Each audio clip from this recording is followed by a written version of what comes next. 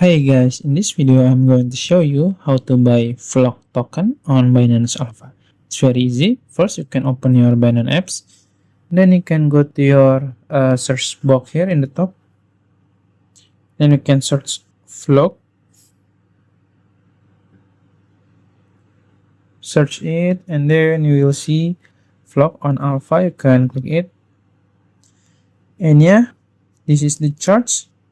And if you want to see the details, you can click info in the top here, and you will see 24-hour volume, high, low, and total transaction.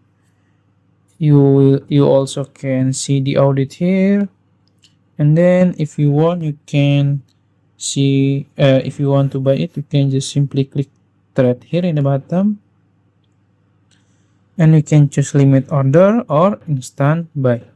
That's it. If you found this video helpful, please like this video and subscribe to my channel. Thank you.